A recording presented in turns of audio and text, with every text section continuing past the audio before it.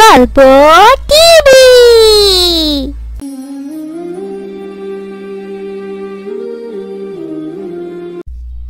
আসসালামু আলাইকুম বাবা, তুমি যে অসময় শুয়ে আছো, তোমার কি শরীর খারাপ? বাবা, আর কিছুদিন পরেই তো আমাদের মুসলমানের কুরবানির ঈদ।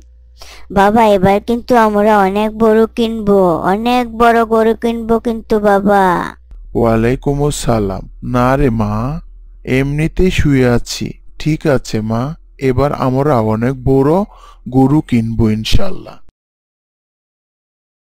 কি ব্যাপার, কি বড় বড় বলতেছ? আমি তো পাশের ঘর থেকে শুনলাম। আরে বিবি, রাবেয়া বলতেছে এবার যেন অনেক বড় গরু কিনি, তাই বললাম ঠিক আছে, বড় গরু কিনবো এবার ইনশাল্লাহ। রাবেয়া তো ঠিকই বলেছে। আর গত 3 বছর যাবত তো আমরা কুরবানি দিতে পারি না, আরো তো অনেক মাস বাকি আছে। কিছু কিছু করে টাকা জমিয়ে রাখো, কুরবানি আসতে আসতে কুরবানির গরু কিনতে পারবো ইনশাল্লাহ। বিবি, মন্দ বলনি, তোমার মাথায় দেখি বুদ্ধি আছে। কাল থেকেই তোমার কাছে কিছু কিছু টাকা জমাবো ইনশাল্লাহ। বাবা বাবা, তাহলে আমি ভাইয়াকে বলি যে এবার আমরা কুরবানি দেব ইনশাল্লাহ। যাই বাবা। এই কথা বলে রাবেয়া দৌড়াতে দৌড়াতে খুশিতে আবু রায়হান ভাইয়া বলে রুমের দিকে গেল। ভাইয়া, জানো আমরা এবার অনেক বড় কুরবানি দেব, অনেক বড় গরু কিনবো। যা বাবা বলেছে, মা বলেছে, এখন থেকে কুরবানির টাকা প্রতিদিন জমাতে থাকবে। তাহলে কুরবানির সময় আস্তে আস্তে কুরবানির টাকা হয়ে যাবে। ভাইয়া, আমি কিন্তু মহা খুশি। তুমি খুশি হওনি ভাইয়া? তাই নাকি বোন? আলহামদুলিল্লাহ, আমি অনেক খুশি হয়েছি বোন। তাই মা, বাবা টাকা জমিয়ে কুরবানি দেবে? বোন, কুরবানি হলো ওয়াজিব, আর যার বছর শেষে ভালো টাকা আয় আছে তার জন্যই কুরবানি ওয়াজিব। বোন, বাবা তো অল্প বেতনের চাকরি করে, আর কুরবানি দেয় আল্লাহকে খুশি করার জন্য।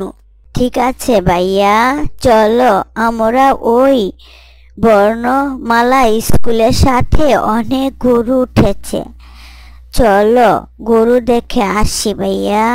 তারপর রাবেয়া ও আবু রায়হান 2 ভাই বোন মিলে গরু দেখতে গেল। দেখো রাবেয়া, লাল গরুটা অনেক সুন্দর না?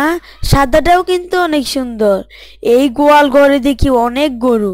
বোন, এবার চলো বাসায় যাই, মা আবার চিন্তা করবে। না ভাইয়া, আর একটু দেখি না, তুমি আর একটু থাকো না ভাইয়া, মা চিন্তা করবে না, থাকো না, আর একটু গরু দেখি। চলো রাবেয়া, আমি তোমাকে ফুচকা খাওয়াবো, চলো বোন। ফুচকার নাম বলে রাবেয়াকে নিয়ে গেল ফুচকা মামার দোকানে। ফুচকা খাবে বলে।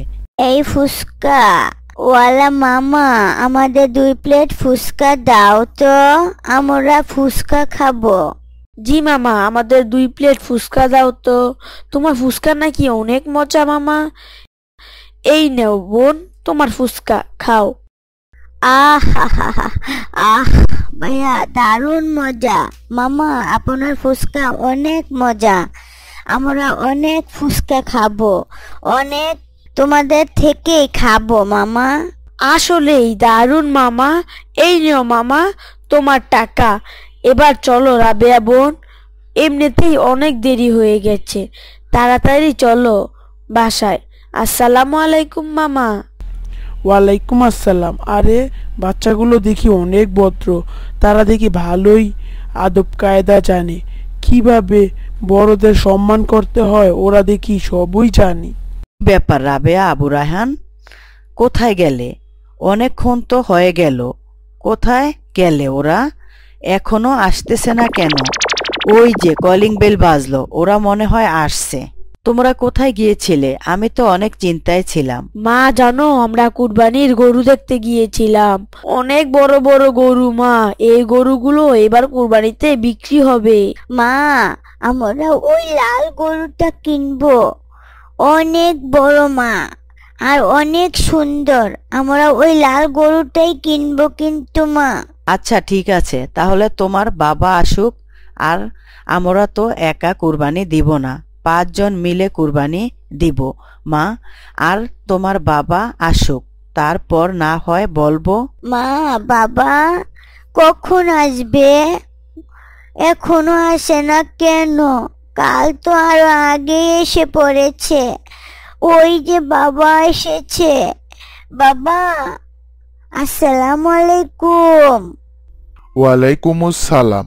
মা রাবেয়া, কি ব্যাপার? তুমি দেখি অনেক খুশি। খুশি তো থাকবি, 2 ভাই বোন মিলে গরু দেখে এসেছ, এখন নাকি ওই লাল গরুটাই কিনবে, গরুটা নাকি অনেক সুন্দর। ও, এখনই আমাদের বাসায় ওই ভাইয়েরা আসবে, সবাই কুরবানির গরুর টাকা নিয়ে আসবে, আর বসে একটু আলোচনা করব কার কত বাজেট। আর আমাদের 5 জনের তো একমত হতে হবে। ওই যে আসতেছে, তোমার চাচাদের ফুফাদের রুমে বসতে বলো। আসসালামু আলাইকুম চাচারা, আসেন আসেন, ভিতরে এসে বসেন। ওয়ালাইকুম আসসালাম আবু রায়হান বাবা। সবাই ভালো আছেন তো ভাইয়েরা? জি ভাই, আল্লাহ ভালো রেখেছেন, আলহামদুলিল্লাহ। তাহলে আমাদের কার কত বাজেট, কে কত হলে কুরবানি দিতে পারবো? ভাই, আমরা সবাই যদি 20,000 টাকা করে 1 লক্ষ টাকা দিয়ে একটা গরু কিনি, তাহলে কেমন হবে? এখন আমাদের মতামত বলেন। ভাই, আপনার কথা একদম ঠিক আছে। আমরা সবাই 20,000 টাকা করে নিয়ে এসেছি, এর বেশি হলে পারবো না ভাই। আর তো আমাদের খরচ আছে, ঘরে তো বাঁচার লাগবে ভাই। তাহলে আমরা সবাই কালই যাব ইনশাল্লাহ। সবাই কি টাকা নিয়ে এসেছেন? যার যে টাকা কাল সাথে করে নিয়ে নিয়েন, তাহলেই চলবে। না ভাই, আমরা সবাই তো টাকা নিয়ে এসেছি। তারপর এক এক করে সবাই কুরবানির টাকা দিয়ে দিল। যাক, আলহামদুলিল্লাহ, তাহলে সবার টাকা বুঝে পাইলাম। আর আবু রায়হান বাবা, তোমার মাকে বলো 20,000 টাকা দিতে, আমাদেরটাও একসাথে করে ফেলি। এই নেও বাবা, মা দিয়েছে, মাটির ব্যাংক থেকে টাকা বের করে দিয়েছে মা। তাহলে কাল সবার বাচ্চাদের ও নিয়ে নিয়েন। কাল বিকাল 5টায় আমরা কুরবানির গরু কিনতে যাব। আবু রায়হান বাবা, তুমিও কিন্তু আমাদের সাথে যাবে। ইনশাল্লাহ বাবা। ভাই, তাহলে আমরা এখন যাই। আসসালামু আলাইকুম। ওয়ালাইকুম আসসালাম। আঙ্কেল, এই গরুটার দাম কত? বাবা দেখো, এই গরুটা অনেক সুন্দর না? বাবা, এই গরুটা কিনো না। বাবা আবু রায়হান, আসো, আরো কয়েকটা দেখি। অনেক গরু তো দেখলাম, ওই প্রথম যে লাল গরুটা দেখেছি সেটাই পছন্দ হয়েছে। চলো আবু রায়হান, সাদিক, আলী, খোকা, আমরা ওই লাল গরুটাই নিব ইনশাল্লাহ। ঠিক আছে আঙ্কেল, আমাদের এই গরুটাই পছন্দ হয়েছে। সবার দৃষ্টি আকর্ষণ করে বলছি, কেউ হাসলি ছাড়া গরু নিবেন না। ভলান্টিয়ার ভাইদের বলছি, সবাই ভালো করে দেখে রাখেন, কেউ যেন হাসলি ছাড়া গরু নিয়ে যেতে না পারে। সবাই চোখ কান খোলা রাখুন। ভাই চলেন হাসলিটা দিয়ে আসি। আর কুরবানির গরুর হাসলি তো দিয়ে দিতে হয়। ভাই, গরুটা কিন্তু অনেক ভালো হয়েছে। তোমরা বাবারা সবাই খুশি তো? অনেক ভালো হয়েছে না? সবাই আপনারা খুশি তো? আলহামদুলিল্লাহ, অনেক ভালো হয়েছে আমাদের গরুটা। আলহামদুলিল্লাহ, আমরা অনেক খুশি হয়েছি। আমাদের প্রতি যেন আল্লাহ খুশি থাকেন, আমিন। চলো বাবারা, এবার গরু নিয়ে বাসায় চলো। সবাই খালি গরুর দাম জিজ্ঞেস করতেছে।